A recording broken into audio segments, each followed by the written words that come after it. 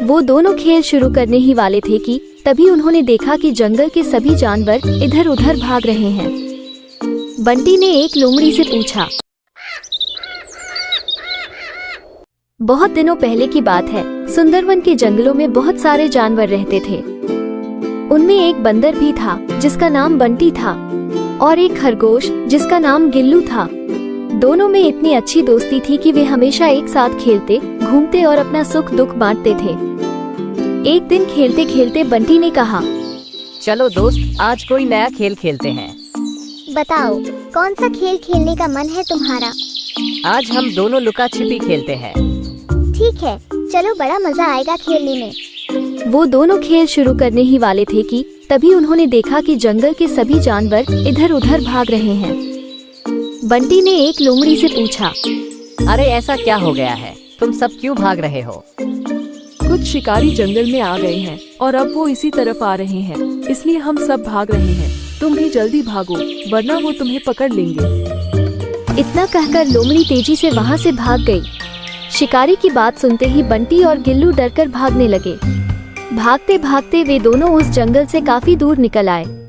तभी बंटी ने कहा, दोस्त गिल्लू, सुबह से हम भाग रहे हैं। अब शाम हो चुकी है, चलो थोड़ा आराम कर लेते हैं। मुझे तो बहुत भूख लगी है।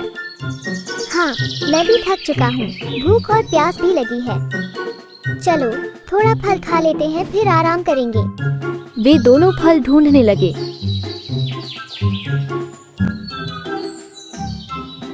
कुछ ही देर में उन्हें एक पेड़ पर फल दिखाई दिया, लेकिन पेड़ पर एक ही फल था।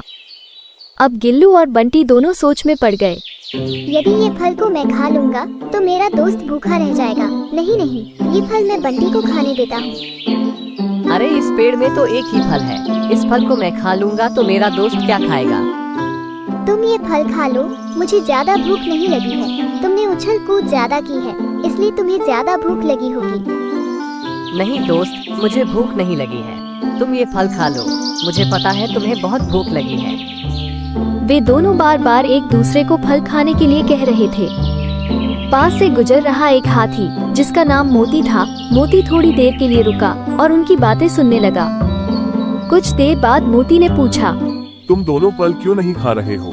तुम कहो तो ये फल मैं खा लेता हूँ। अरे नहीं नहीं मोती भाई, मेरे दोस्त को भूख लगी है, लेकिन वो ये फल नहीं खा रहा है।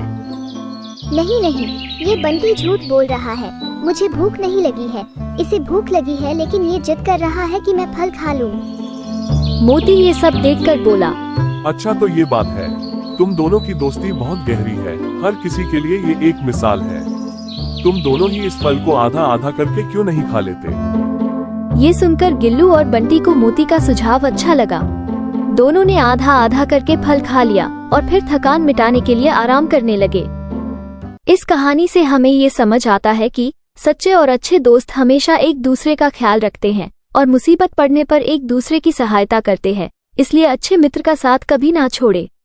दोस्तों, अगर आपको यह वीडियो अच्छी लगी तो वीडियो को एक लाइक करें और हमारे चैनल को सब्सक्राइब करें ऐसे ही और वीडियो देखने के लिए।